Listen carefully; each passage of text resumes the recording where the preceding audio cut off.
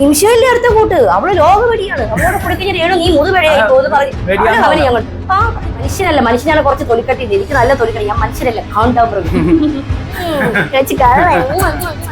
അവള് കാണിച്ചോളെ ഞാൻ ഇനി എന്റെ ബർത്ത്ഡേ സർട്ടിഫിക്കറ്റ് കൊണ്ട് കളിക്കേണ്ടി എല്ലാ പെണ്ണുങ്ങളെ കൊണ്ട് ലീവ് ചെയ്തു എല്ലാ പെണ്ണുങ്ങളെ കൊണ്ട് തൊടാം എല്ലാ പെണ്ണുങ്ങളെ കൊണ്ട് ബ്രസ്റ്റ് എല്ലാവർക്കും എല്ലാ പെണ്ണുങ്ങളെ കൊണ്ട് ചന്തി അപ്പൊ അവർക്ക് വേണ്ടത് അതല്ല അവർക്ക് ക്രീം എന്റെ തന്നിട്ട് ഞാൻ ആദ്യം തന്നെ റിവ്യൂ പറയാം ഉപയോഗിച്ചായിരുന്നു എന്നും പറഞ്ഞ് റിവ്യൂ ബ്യൂട്ടീഷ്യൻ ഞാൻ പണ്ടേ ചെയ്യാറില്ല കാരണം വരെ ജനിച്ചപ്പോഴേ പോലും പ്രതിക്കുണ്ട് ബിഗ് ബോസ് ഇറങ്ങുവാണല്ലോ ചേച്ചിക്ക് ബിഗ് ബോസ് പോകാൻ താല്പര്യമുണ്ടോ ഞാൻ അങ്ങനെ ശ്രമിച്ചില്ല ഞാൻ അതിനെപ്പറ്റി ചിന്തിച്ചു സത്യം പറഞ്ഞാൽ ഞാൻ ബിഗ് ബോസ് കാണാത്തൊരു വ്യക്തിയാണ് ഞാൻ ഇങ്ങനെ ഫേസ്ബുക്കിൽ ഇങ്ങനെ ഓരോ റീല് കാണുമ്പോൾ ഇതിനെപ്പറ്റി ഇങ്ങനെ കാണുന്ന ഒരു വ്യക്തിയാണ് അതിനെപ്പറ്റി അത്ര അങ്ങോട്ട് ചിന്തിച്ചിട്ടില്ല താല്പര്യം എനിക്ക് അത്ര വലിയ താല്പര്യമില്ല കാരണം എനിക്ക് എന്റെ കുടുംബത്തോടൊപ്പം ഉള്ള ഇരിക്കുന്ന സമയവും അതൊക്കെയാണ് എനിക്ക് സന്തോഷം അത് തന്നെ സന്തോഷം ബിഗ് ബോസ് വിളിച്ചാ പോകത്തില്ലേ വിളിച്ചാൽ നമുക്ക് നോക്കാം അത്യാവശ്യം ഹൈലി അത്യാവശ്യം നല്ലൊരു പേയ്മെന്റ് കിട്ടുന്ന എനിക്ക് അറിയില്ല എന്ന് വെച്ചാൽ എനിക്ക് എന്താണ് അവിടെ ചെയ്യേണ്ടതെന്നോ അങ്ങനെ എനിക്ക് ഞാൻ അങ്ങനെ ഫുൾ സമയം എന്നെ വിളിച്ചായിരുന്നു കഴിഞ്ഞ വർഷം എനിക്ക് കോള് വന്നിട്ടുണ്ടായിരുന്നു പോകാൻ വന്നതെന്ന് കുറെ കാര്യങ്ങൾ ഇങ്ങനെ പറഞ്ഞു പിന്നെ പെട്ടെന്ന് ഇങ്ങനെ വീട്ടുകാരെ പിരിഞ്ഞു നിൽക്കണം അല്ലെങ്കിൽ ചേട്ടനെ പിരിഞ്ഞു നിൽക്കണം എന്നൊക്കെ അപ്പൊ അങ്ങനെ ഒരു വന്നു കഴിയുമ്പോഴത്തേനും അങ്ങനെ ഒരു ബിഗ് ബോസിൽ ഇപ്പൊ അഖിൽമാരാർ ഉയർത്തിക്കൊണ്ടുവന്ന അവിടെ കാസ്റ്റിംഗ് കോച്ച് ഇപ്പൊ നമ്മള് സിനിമയിൽ മാത്രമേ കണ്ടുള്ളൂ കാസ്റ്റിംഗ് കോച്ചിനെ പറ്റി എനിക്ക് അതിനെപ്പറ്റി അറിയില്ല അങ്ങനെ ഇപ്പൊ കോള് വന്നപ്പോ അങ്ങനെ ഇല്ല എന്നെ വിളിച്ചപ്പോ ഇതുപോലെ നിമിഷ ബിജോ അല്ലെ ബിഗ് ബോസിനെ വിളിക്കുന്നത് പ്രൊഫഷണൽ ആയിട്ട് പ്രൊഫഷണൽ ആയിട്ട് തന്നെയാണ് ചോദിച്ചത് അപ്പൊ ഞാൻ പറഞ്ഞു ബിഗ് ബോസിലേക്ക് നിങ്ങളുടെ പേരിങ്ങനെ നമ്മൾ സജസ്റ്റ് ചെയ്ത് വെച്ചിട്ടുണ്ടോ എന്നുള്ള രീതിക്ക് സംസാരിക്കും ഞാൻ ഓക്കെ എന്ന് പറഞ്ഞ് ഞാൻ അങ്ങനെ വെക്കുകയും ചെയ്തു ഇല്ല ഞാൻ അങ്ങനത്തെ വലിയൊരു മേഖലയിലേക്ക് കടന്നു പോയ ആളല്ലല്ലോ നമ്മളങ്ങനെ ചെറിയ മേഖലയിൽ നിന്ന് റബ്ബർ വെട്ടുകാരന്റെ മക്കൾ എപ്പോഴും റബ്ബർ വെട്ടി തന്നെ ജീവിക്കണം അതിൽ നിന്ന് ഒരു പൊടിക്ക് കയറി പോയി കഴിഞ്ഞാൽ അങ്ങനെയൊക്കെ വരും അപ്പൊ അതിൽ നിന്ന് നമ്മൾ ഒരു പൊടിക്ക് ഇങ്ങനെ കുറച്ച് സീരിയൽ സിനിമയൊക്കെ ചെറിയ ചെറിയ സംഭവങ്ങളൊക്കെ നമ്മൾ ചെയ്തു സന്തോഷ് പണ്ഡിറ്റ് സാറിന്റെ കൂടെ ഒക്കെ നമ്മൾ സന്തോഷ് പണ്ഡിറ്റ് ആതിരയുടെ മകൾ അഞ്ജലി ഇപ്പൊ സോഷ്യൽ മീഡിയയിൽ കൂടെ റവന്യൂ കിട്ടുമെന്ന് മലയാളികൾക്ക് എനിക്ക് തന്നെ പറഞ്ഞു തന്നൊരു വ്യക്തിയാ അത് സ്വതവേ ആരും പറഞ്ഞു കൊടുക്കാറില്ല പുള്ളി അന്ന് പറഞ്ഞപ്പോ ഭയങ്കര ട്രോളും കാര്യമൊക്കെ പക്ഷെ ഞങ്ങളോട് പറഞ്ഞു നിമിഷം ഈ വീഡിയോ എടുക്കുമ്പോൾ ഇങ്ങനെ എടുക്കണം നേരെ വെച്ചിട്ട് എടുക്കണം ഇതൊക്കെ വരുമാനം മാർഗം ചെയ്യും അന്ന് ട്രോൾ ചെയ്തത് വരെ ഇപ്പോഴും യൂട്യൂബും അത്ര ദീർഘവീക്ഷണമുള്ള വർക്ക് ചെയ്തപ്പോ എന്ത് തോന്നി ജെന്യുവൻ ആയിട്ടുള്ള ഒരാളാന്ന് വെച്ചാൽ ഇല്ലാത്ത കാര്യം ഇല്ലാന്ന് തന്നെ പറയുള്ളൂ അത് പറഞ്ഞു എനിക്കിവിടെ വലിയ നിങ്ങൾക്ക് തരാനുള്ള വലിയ ഫുഡ് കാര്യങ്ങളൊന്നും ഇല്ല നിങ്ങൾക്ക് തരാനുള്ള കോസ്റ്റ്യൂംസ് ഇല്ല വലിയ പേയ്മെന്റ് ഇല്ല എന്നാൽ ചെറിയ പേയ്മെന്റ് നിങ്ങൾക്ക് ഞാൻ തരും എന്നൊക്കെ പറഞ്ഞു നല്ല മനുഷ്യനാണ് ജെന്യുവൻ ആദ്യത്തെ ഒരു പുള്ളിയുടെ വീട്ടിലാണ് ഞങ്ങൾ രണ്ടുപേരും ചേട്ടൻ ഞാനുണ്ടായിരുന്നു ഞങ്ങൾ പുള്ളിയുടെ വീട്ടിലാണ് പോയി താമസിച്ചത് ആദ്യത്തെ ഇതൊക്കെ ഒരു ഇത് സോഷ്യൽ മീഡിയയിൽ ഒരു ഇമ്പം കൊണ്ടുവരാനുള്ള ഇത് തന്നെയായിരുന്നു അഭിനയം തന്നെയായിരുന്നു നല്ല സന്തോഷം അതെ സാർ എന്റെ ഫോട്ടോസ് ഒക്കെ ആണെങ്കിൽ നല്ലതൊക്കെ കണ്ടാൽ എനിക്ക് എന്റെ അടിയിൽ വന്ന് കമന്റ് ഒക്കെ ഇടാറുണ്ട് അപ്പൊ എന്നോട് പറഞ്ഞു നിമിഷം നിനക്ക് നല്ലൊരു വരുമാന മാർഗ്ഗമാണ് നീ ഇങ്ങനെ ചെയ്യണം എനിക്ക് പറഞ്ഞു തരാറുണ്ട് പുള്ളിക്കാരന്റെ സെറ്റ് ഒക്കെ എങ്ങനെയായിരുന്നു ചെറിയ സെറ്റ് എന്ന് വെച്ചാൽ നമുക്ക് ഇപ്പോഴത്തെ പുതിയ സിനിമ പോലൊന്നുമല്ല എവിടെയെങ്കിലൊക്കെ ചെന്ന് കഴിഞ്ഞാലും ചെറിയ പരിചയമുള്ള ആൾക്കാരെ വീട് കണ്ട് ചേട്ടാ 2 മണിക്കൂർ ഒന്ന് ഷൂട്ട് എടുത്ത് ചോദിക്കുക അപ്പൊ അവർ സാറിനുള്ള സ്നേഹം കൊണ്ട് അവിടെ ചെയ്തോളൂ എന്ന് പറയും അങ്ങനെ പേയ്മെന്റ് ഒക്കെ കറക്റ്റ് ആയിരിക്കും വലിയ പേയ്മെന്റ് അല്ല കേട്ടോ ഒരു മീഡിയം പേയ്മെന്റ് നഷ്ടമില്ല ലാഭം ഇല്ലാത്ത പോലെ പേയ്മെന്റ് സാർ അപ്പൊ നമ്മള് നല്ലൊരു വ്യക്തി തന്നെ തീർച്ചയായിട്ടും ജെന്യുവൻ ആയിട്ടുള്ള ഒരാളാണ് രാഷ്ട്രീയം ഉണ്ടോ രാഷ്ട്രീയം ഇല്ല എനിക്ക് രാഷ്ട്രീയം ഇല്ല കാരണം ഞാൻ രാഷ്ട്രീയത്തിലും അങ്ങനെ ഇറങ്ങാൻ തീരുമാനിച്ചിട്ടില്ല ഒരു രാഷ്ട്രീയത്തിൽ എനിക്ക് ചേരണമെന്ന് ഭയങ്കര ആഗ്രഹമുണ്ട് അത് എന്താണെന്ന് അവര് പറയട്ടെ അത് ഞാൻ അവർക്ക് ഇട്ട് കൊടുക്കുക അത് ഞാൻ പറയത്തില്ല പ്രേക്ഷകർ പറ എനിക്ക് ഞാൻ ഇതുവരെ എനിക്കൊരു പാർട്ടി ഇല്ല പക്ഷെ ഒരു പാർട്ടി എനിക്ക് ചേരണമെന്ന് ഭയങ്കര ആഗ്രഹമാണ് എന്റെ മനസ്സിലൊരു പാർട്ടി ഉണ്ട് ആ പാർട്ടി ഏതാണെന്ന് അവര് പറയട്ടെ അവര് എന്തെങ്കിലും പാർട്ടി കൊണ്ടുവരട്ടെ ചേച്ചിയുടെ വീഡിയോ വരുന്ന കുറച്ച് കമന്റ് ഞാൻ ഈ വീഡിയോ കമന്റ് എടുത്ത് വെച്ചേക്കോളൂ ഞാൻ പോലും നോക്കാറില്ല കമന്റ് ഞാൻ വാഷ് ചെയ്തിട്ട് ആ വഴി പോകും ഞാനത് നമുക്കറിയാം ഇനി എന്തൊക്കെ കാണിക്കും സ്വല്പം വിവരം ഉണ്ടെങ്കിൽ മനുഷ്യൻ എന്ന് പറയാമായിരുന്നു അതുപോലുമില്ല ഇല്ല അതൊന്നും ഇല്ല മനുഷ്യന്മാരാണ് ഇങ്ങനെ പറഞ്ഞത് കാണിക്കൂ സത്യം അണ്ണം പറഞ്ഞു കറക്റ്റ് മനുഷ്യനല്ല മനുഷ്യനാണ് കുറച്ച് തൊലിക്കട്ടി എനിക്ക് നല്ല തൊലിക്കട്ടി ഞാൻ മനുഷ്യനല്ല ഈ പ്രായത്തിൽ നീ സുന്ദരിയായി കാണപ്പെടുന്നു നിനക്ക് 52 വയസ്സാകുമല്ലോ 229 കുറയ്ക്കല്ലേ പോണെന്ന് സത്യത്തിൽ എത്ര പ്രായമുണ്ട് പറയില്ല ഞാൻ എത്ര പറഞ്ഞെന്ന് പറഞ്ഞാൽ ഇത് വെറുതെ ഇനിയിപ്പോ മറ്റേ അവള് കാണിച്ചോളെ ഞാൻ ഇനി എന്റെ ബർത്ത്ഡേ സർട്ടിഫിക്കറ്റ് കൊണ്ട് കളിക്കേണ്ടി വരും എന്തിനാ അതിന്റെ ആവശ്യം 1991 സെപ്റ്റംബർ 27 33 കഴിഞ്ഞ് 34 അങ്ങനെ വരും. 99 വയസ്സായി തള്ളച്ചി അത് അവരെ നമ്മൾ തളർത്തുന്നതാണ്. എനിക്ക് എന്റെ മനസ്സിൽ ഞാൻ ഇപ്പോഴും 18. അതിൽ അങ്ങോട്ടില്ല ഇങ്ങോട്ടില്ല, അത് അങ്ങനെ ഇരിക്കും. എന്റെ കെട്ടിനും അതുപോലെ തന്നെ എന്നോട് പറഞ്ഞേ, നീ ഒച്ച പിള്ളേരെ പോലെ നടന്നാൽ മതി, എനിക്ക് നിന്നെ അങ്ങനെ കാണാൻ ഇഷ്ടം. ഇനി എനിക്കെന്ത് തേങ്ങയാ പോണ്ണാച്ചി പിന്നെ എങ്ങനെയെങ്കിലും ഒക്കെ കാശ് മതി, അവർ എന്തൊക്കെയാ കാണിക്കുന്നു ആന്ന്. പിന്നെ നമ്മൾ യൂട്യൂബിൽ ഫേസ്ബുക്കിൽ വീഡിയോ ഇട്ട് കഴിയുമ്പോൾ അതിനകത്ത് നമുക്ക് കഞ്ഞിയും ചമ്മന്തി ഒന്നും അല്ല കിട്ടുന്നത്. അതിനകത്ത് നമുക്ക് കാശ് അത് ഉണ്ടാക്കി എടുക്കണമെങ്കിലും വേണം അതിനൊരു യോഗം. അത്രേ ഉള്ളു. പിന്നെ അല്ല അത്രയുള്ളൂ. കാശാണല്ലോ അങ്ങനെ എനിക്ക് കാശല്ല. കാശാണ്. അതെ, കാശുണ്ടെങ്കിൽ എത്ര കോൺഫിഡൻസ് ഉണ്ട് ചേച്ചി? കാശ് കയ്യിൽ എല്ലാമായി, നമുക്ക് വീടായി സ്ഥലമായി എല്ലാ കടകളും ബാധ്യതകളും ഒന്നും ഉണ്ടെങ്കിൽ നമുക്ക് നമ്മുടെ മെന്റലി നമ്മൾ ഓക്കെ ആവും. കയറി കിടക്കാൻ ഒരു സ്ഥലം, പിന്നെ ഇപ്പൊ പിണങ്ങി നിന്ന ബന്ധുക്കാരൊക്കെ പിണങ്ങി തിരിച്ചു പോയെങ്കിൽ കാശൊക്കെ ആയി കഴിയുമ്പോഴത്തേനും ഒരു വലിയ വീടൊക്കെ വലിയ ഹോളൊക്കെ വാടകയ്ക്ക് 10 കുപ്പിയൊക്കെ മേടിച്ചിട്ട് ഫുഡെല്ലാം കൊടുത്തു കഴിയുമ്പോൾ എണ്ണ ആ മക്കളെ എന്നൊക്കെ പറഞ്ഞാൽ ഇവരെല്ലാരും വരും അല്ലേ. പക്ഷെ ഇത് ഇല്ലെന്നൊന്ന് പറഞ്ഞു നോക്കി, ഒരു കടം ചോദിച്ച ഒരാളെ വിളിച്ചു നോക്കിക്കേ, ഒരു 100 രൂപ കടം ചോദിച്ചാലും വിളിച്ചു നോക്കി, വരുമോ? ഇല്ല. എനിക്ക് ഞാൻ അങ്ങോട്ട് പൈസ തരാന്ന് പറഞ്ഞു നോക്കിയേ, വരും. അതാണ് വ്യത്യാസം. കടം ചോദിച്ചാൽ കിട്ടത്തില്ല, കൊടുക്കാം എന്ന് പറഞ്ഞാൽ ആൾക്കാരുണ്ടാവും. എനിക്ക് എന്റെ ഫേസ്ബുക്കിൽ ഇൻസ്റ്റാഗ്രാമിൽ ഡെയിലി വരുന്ന മെസ്സേജാണ്, 100 രൂപ തരുമോ, 50 രൂപ തരുമോ, ജിപേ ഇത് ചെയ്ത് തരാമോ ചേച്ചി, ചാർജ് ചെയ്യാനാ, നെറ്റ് ചാർജ് ചെയ്യാനാ. പിന്നെ ഒരു പെണ്ണ് മെസ്സേജ് ഇട്ടായിരുന്നു, ഫുഡിന് കൊച്ചിന് ഫുഡ് മേടിച്ച് കൊടുക്കാൻ പൈസ ഇല്ല, 2000 രൂപ അയച്ചു കൊടുക്കും, ബേബിക്ക് ഫുഡ് മേടിച്ച് കൊടുക്കാനാണെന്നൊക്കെ പറഞ്ഞിട്ട്. അപ്പം ഞാൻ ആരോടും കടം ചോദിക്കാൻ പോയിട്ടില്ല. അപ്പൊ ഞാൻ എന്റെ കാര്യം നോക്കി എന്റെ കുടുംബം സെറ്റായിട്ടാണ് ഇപ്പൊ ഇരിക്കുന്നത്, ദൈവം സഹായിച്ച്. അതല്ല യൂട്യൂബാണ്, യൂട്യൂബ്, ഫേസ്ബുക്ക്, ഇൻസ്റ്റ. അപ്പൊ അംബാനിയോട് നന്ദി പറയേണ്ട ആവശ്യം. അംബാനിയെ കണ്ടു കഴിഞ്ഞ് കാലേ തുഴിഞ്ഞ്. അംബാനി അതുപോലെ ശുക്രനൻ, പിന്നെ ഗൂഗിൾ, ഇവരോടൊക്കെയാണ് എന്റെ കടപ്പാട്. നന്ദി നന്ദി നന്ദി, ഇവരോടൊക്കെ നന്ദി. നെഗറ്റീവ് അതിപ്പോ ഏതൊരു ജോലി എടുത്താലും അതിനകത്ത് എല്ലാം ഒരു നെഗറ്റീവും പോസിറ്റീവും ഉണ്ടാവും. ഒരു തുണിക്കടയിൽ പോവാണ് രാത്രി 9 മണി എന്നുള്ളത് 9:30 ആയിക്കഴിഞ്ഞാൽ പറയും, അല്ല അവൾ ഇന്ന് മറ്റവരുടെ കൂടെ കറങ്ങാൻ പോയതാണെന്ന് പറയും. അപ്പൊ ഏത് ജോലിക്ക് വലിയ വലിയ ജോലികൾ ചെയ്യാൻ പോകുന്ന ആൾക്കാരോടും ഇമാതിരി നമ്മുടെ സിനിമയ്ക്ക് പറഞ്ഞ പോലെ തന്നെ അഡ്ജസ്റ്റ്മെന്റുകൾ, ഈ അഡ്ജസ്റ്റ്മെന്റ് ഇല്ലാത്ത ജോലി എന്താ ഉള്ളത്? എല്ലാ ജോലിക്കും അതിൻ്റെതായ പ്രശ്നങ്ങൾ വരും. നെക്സ്റ്റ് ചോദ്യം. അടുത്തൊരു കമന്റ്, രേണു ചേച്ചിയുടെ ഫ്രണ്ട് അല്ലേ, അവരെ ഇതൊക്കെ പഠിപ്പിക്കും. അവർക്ക് ഇപ്പോഴും ആരുടെയും തോളിൽ ചാഞ്ഞു കിടന്ന് മുഖം കൊണ്ട് ഗോഷ്ടി കാണിക്കാനായി അറിയാം. അപ്പൊ നിങ്ങളല്ലേ പറഞ്ഞു രേണുവിന്റെ കൂടെ കൂടി കഴിഞ്ഞാൽ അപ്പടി പിഴയായി പോവും, അവള് പിഴച്ചു പോകുന്നൊക്കെ. ഈ പറഞ്ഞ ആൾക്കാർ ഇങ്ങനെ എന്നോട് പറഞ്ഞത് കമന്റ് ഇട്ടേക്കുവാ. നിമിഷമല്ലേ അടുത്ത കൂട്ട്, അവള് ലോകവെടിയാണ്, അവളോട് കൂടി കഴിഞ്ഞാൽ രേണു നീ മുതുവെടിയായി പോകുന്നു പറഞ്ഞു ഞാൻ കണ്ടിട്ടുണ്ട്. പറഞ്ഞിട്ടുണ്ട്, നിമിഷം മുതുവെടിയാണ്, അവള് നിമിഷം കൊടുക്കുന്ന രേണു നീ പണ്ടേ ഇല്ലാതായി പോകുന്നു. പിന്നെ അതുകൊണ്ടാണ് ഞാൻ ഒന്നും പഠിപ്പിക്കാത്ത. രേണു അങ്ങനെ പൊക്കോട്ടെ കേട്ടോ, നിമിഷം ഭയങ്കര മറ്റേ വെടിയും പടക്കം ഒക്കെ അല്ലേ. അപ്പൊ ഞാൻ എന്റെ റൂട്ടിന് ഞാൻ അങ്ങനെ പോകും, അത്രേ ഉള്ളൂ. ഇതാണ് എനിക്ക് പറയാനുള്ള ഉത്തരം. ഇങ്ങനത്തെ വെടി ഇങ്ങനത്തെ കമന്റ് അത് അവർക്ക് എക്സ്പീരിയൻസ് ഉള്ളതുകൊണ്ടാണ് അവർ പറയുന്നത്. അവർ പറഞ്ഞോട്ടെ, അവരുടെ മനസ്സിന് എന്തൊരു സന്തോഷം കിട്ടുമായിരിക്കും, അവരതൊക്കെ ആ സന്തോഷം അവര് കൊണ്ടുനടക്കട്ടെ. പ്രോസ്റ്റിറ്റ്യൂഷൻ ഒരു ജോബ് ആ ജോലി ചെയ്യുന്ന എത്രയോ പേരുണ്ട്, ഒരുപാട് പേരുണ്ട്. അത് അവരുടെ മക്കളെ ഒരിക്കലും കാണുന്നില്ല. അവർക്ക് ഇഷ്ടമുള്ള ജോലി അവർ ചെയ്യട്ടെ, അവര് കുടുംബം നോക്കുന്നുണ്ട്. ഞാൻ പറയട്ടെ സഹോ, ഇപ്പൊ നമ്മുടെ കുടുംബത്തില് എനിക്കും നിനക്കും ദോഷമില്ലാത്ത, നാട്ടുകാർക്ക് ദോഷമില്ല, മറ്റുള്ളവരെ ദ്രോഹിക്കാത്ത എന്ത് ജോലിയും അന്തസ്സായിട്ട് ചെയ്യാൻ പറ്റും. പിന്നെ അല്ലാതെ അതുകൊണ്ട് കുറെ പീഡനങ്ങൾ കുറയത്തില്ലേ? ഇതുപോലുള്ള ലേഡീസ് ഉള്ളത് കൊണ്ട് കുറെ പീഡനങ്ങൾ കുറയും. എന്നിട്ട് കുറയുന്നല്ല കേട്ടോ, എന്നിട്ടും ഉണ്ട്. എന്നിട്ട് ഇത്രയും പെണ്ണുങ്ങൾ ഇവിടെ ജോലി എടുത്തിട്ട് പോലും ഇവിടെ ഈ ലൈംഗിക ദാരിദ്ര്യത്തിന് വല്ല കുറവുണ്ടോ? ഏതെങ്കിലും ഒരു പെണ്ണ് ചോദിച്ചിട്ടാ കാണിക്കുവോ, മൊത്തം കാണിക്കുവോ, അഴിക്കുവോ, പൊക്കുവോ? ഇമ്മാതിരി ചോദ്യങ്ങളല്ലേ. ഫുള്ള് ലൈംഗിക ദാരിദ്ര്യമായിട്ട് തോന്നിയിട്ടുണ്ട്. ലൈംഗിക ദാരിദ്ര്യം പ്രസ്റ്റേഷനും ഒക്കെയാണ് അവർക്ക്. ചില ആൾക്കാർക്ക് ഒന്നും ആകാൻ പറ്റാത്തതിന്റെ വിഷമം. പക്ഷെ എന്നെ സംബന്ധിച്ച് എനിക്കിപ്പോ ഒരുപാട് ലേഡീസ് എനിക്ക് സപ്പോർട്ട് ആയിട്ടുണ്ട്. എന്റെ ലൈവിൽ ഏറ്റവും കൂടുതൽ ലേഡീസാണ് കാണുന്നത്. ലേഡീസ് സപ്പോർട്ടായിട്ട് എന്റെ കൂടെ നിൽക്കുന്നുണ്ട്. ഇപ്പൊ എനിക്കത് മതി.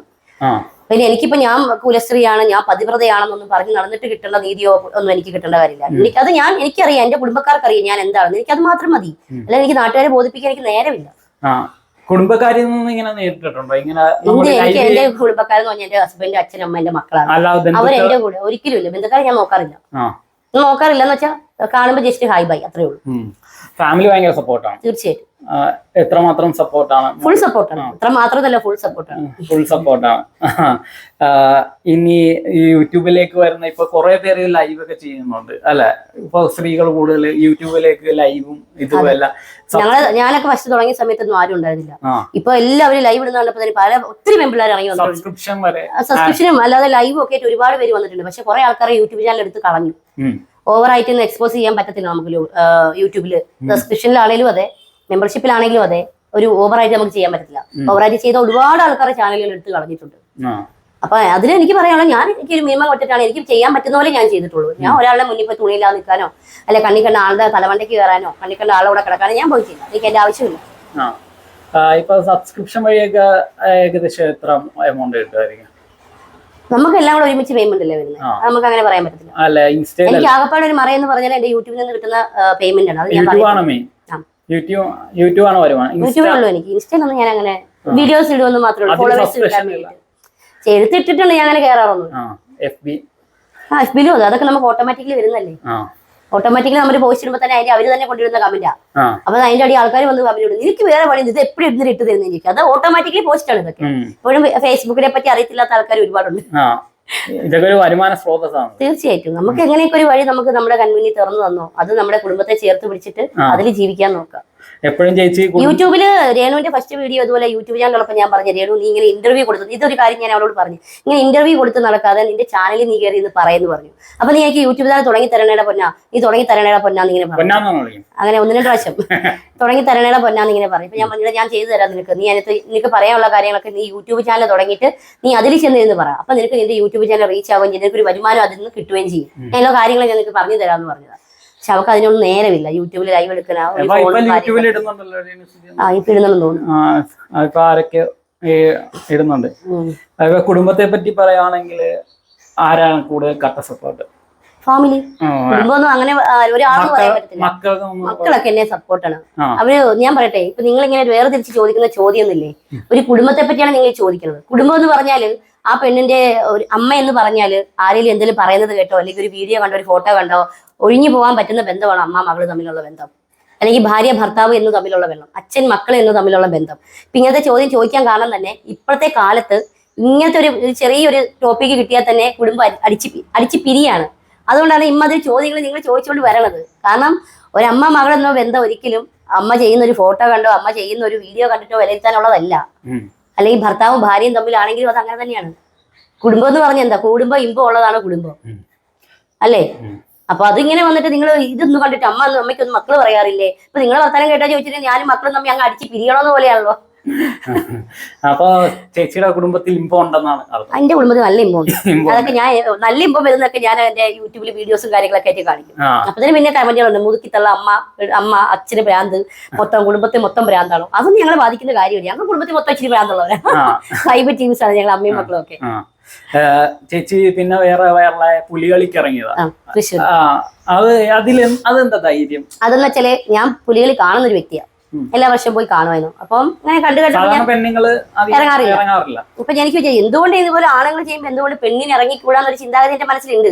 അവര് പുലികളി നമുക്ക് വളരെ ദൂരത്തു നിന്ന് കാണാനേ പറ്റത്തുള്ളൂ. അപ്പൊ അവര് അവിടെ കളിക്കുമ്പോൾ ഞാൻ ഇവിടെ എന്റെ അരീത്തിന്റെ വീട് തൃശ്ശൂരാ, അവളെ വീടിന്റെ വാർക്കണം മുകളിൽ രണ്ട് സ്റ്റെപ്പൊക്കെ വെക്കുമായിരുന്നു. അപ്പൊ എന്തുകൊണ്ട് എനിക്ക് ഇറങ്ങാൻ പറ്റൂടാന്ന് പറഞ്ഞപ്പോഴാണ് നമ്മളങ്ങനെ തൃശ്ശൂരായിട്ട് നമ്മൾ കോൺടാക്ട് ചെയ്തു. എനിക്ക് അങ്ങനെ ഇറങ്ങാൻ ഒരു അവസരം കിട്ടി. ഇപ്പൊ ഈ വർഷം നമ്മൾ ഇറങ്ങുന്നുണ്ട്. ഇനി എനിക്ക് എന്നെ കൊണ്ട് എന്റെ ആരോഗ്യം പോകുന്നോളം വരെ എനിക്ക് തൃശ്ശൂർ പൂരത്തിന് ഇറങ്ങാം.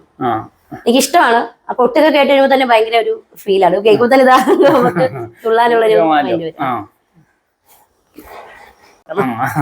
ഇപ്പൊ നമ്മുടെ കേന്ദ്ര സർക്കാരും എല്ലാം കൂടെ കുറെ നിരവധി സൈറ്റ്സ്, അശ്ലീലം പ്രദർശിപ്പിക്കുന്ന കുറെ സൈറ്റ്സ് കളഞ്ഞിരിക്കുകയാണ്, നീക്കം ചെയ്തിരിക്കുകയാണ്. അപ്പൊ അതിനോടുള്ള നല്ല കാര്യം തീർച്ചയായിട്ടും. കാരണം ഒരുപാട് കൊച്ചു പിള്ളേരുകളും ഒക്കെ യൂസ് ചെയ്യുന്നല്ലേ സോഷ്യൽ മീഡിയ. പിന്നെ മാത്രമല്ല കുറച്ച് ആൾക്കാർ വരുമാന മാർഗം നഷ്ടപ്പെട്ടു. കുറെ ആൾക്കാർക്ക് യൂട്യൂബും ഇതാക്കിയാൽ അല്ല, അത് ആക്കിയാൽ നമുക്ക് അതിൻ്റെതായ വേറെ നമുക്ക് പോകേണ്ടി വരും. എന്നെ സംബന്ധിച്ച് പോയാലും ഞാനിപ്പോ റബ്ബർ എന്നെ നോക്കി കിടപ്പോ ഞാൻ റബ്ബർ ഇട്ടാൻ പോകും. ചേച്ചി യൂട്യൂബിൽ മാത്രമേ ഉള്ളൂ, അല്ലാത്ത ഫേസ്ബുക്ക്, യൂട്യൂബ്, ഇൻസ്റ്റാഗ്രാം ഒരു സൈറ്റിലും ഇല്ല. എന്നോട് പലരും വന്ന് പറയാറുണ്ട്, ചേച്ചി മറ്റേ ലിങ്ക് വീഡിയോ തരാം, ആ ലിങ്ക്. ഞാൻ പറയാം, നീ എടുത്തോണ്ട് പോടാ, എനിക്കൊരു വാട്സപ്പ് ഗ്രൂപ്പ് ഞാൻ ഇട്ട് കൊടുക്കട്ടെ എന്ന് പറയും. ഞാൻ എന്നിട്ട് എനിക്കില്ല. അയ്യോ എല്ലാത്തിനും ഉണ്ടായതെങ്കിൽ ഞാൻ ഇങ്ങനെയൊന്നും അല്ല. ഞാൻ പിന്നെ ഫുൾ ഡെയിലി പറഞ്ഞുകൊണ്ടിരിക്കത്തില്ലേ. ഞാൻ ഒരു ലെവലിൽ ഒരു മിനിമം ഡ്രസ്സാണ് ഞാൻ ഇട്ടേക്കുന്നത്. അതിന് അങ്ങോട്ടോ ഇങ്ങോട്ടോ ഞാൻ പോകത്തില്ലേ, അത്രേ ഉള്ളൂ. അതിൽ കൂടുതൽ നിങ്ങൾ കാണാന്ന് വെച്ചാൽ ലൈവിലൊരു പ്രതീക്ഷ കൊടുക്കുന്നുണ്ടോ? പ്രതീക്ഷയൊന്നുമില്ല, അങ്ങനെ പ്രതീക്ഷ എന്നൊന്നും പറയാൻ പറ്റത്തില്ല. മനുഷ്യന്മാരല്ലേ, നമുക്ക് ഇരിക്കേണ്ട പോലെ നമുക്ക് ഇരിക്കണം. ചിലപ്പോ ഇച്ചിരി ക്ലീവേജ് കാലിൽ തൊടയൊക്കെ കണ്ടു കഴിഞ്ഞാൽ എത്രയും വികാരം വരേണ്ട കാര്യമൊന്നും ഇല്ല. എന്തോന്ന് അവനവന്റെ ഒക്കെ സ്വന്തം കുടുംബത്തിലുള്ളതൊക്കെ തന്നെ ഇതൊക്കെ തന്നെ. എല്ലാ പെണ്ണുങ്ങളെ കൊണ്ട് ക്ലീവേജ്, എല്ലാ പെണ്ണുങ്ങളെ കൊണ്ട് തൊട, എല്ലാ പെണ്ണുങ്ങളെ കൊണ്ട് ബ്രസ്റ്റ്, എല്ലാവർക്കും എല്ലാ പെണ്ണുങ്ങളെ കൊണ്ട് ചന്തി. ഇതിലിപ്പോ എന്തോന്ന് ഇത്ര കാണാനായിട്ടിരിക്കുന്നത്? അത്രേ ഉള്ളു കാഴ്ചപ്പാട്.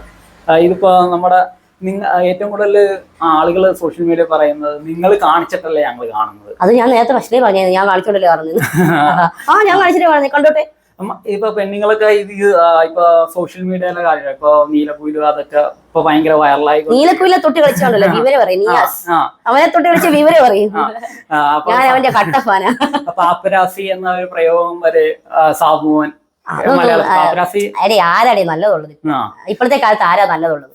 അരി മേടിക്കാനാണ് എല്ലാവരും കഷ്ടപ്പെടുന്നത്. പിന്നെ തീർച്ചയായിട്ടും എല്ലാവരും അവരവരുടെ കയ്യിരിക്കുന്ന ഫോൺ കൊണ്ട് കാശ് ഉണ്ടാക്കട്ടെ. ഒരു കഴിവില്ലാത്തവർ അവരെ വഴിക്ക് പോട്ടെ.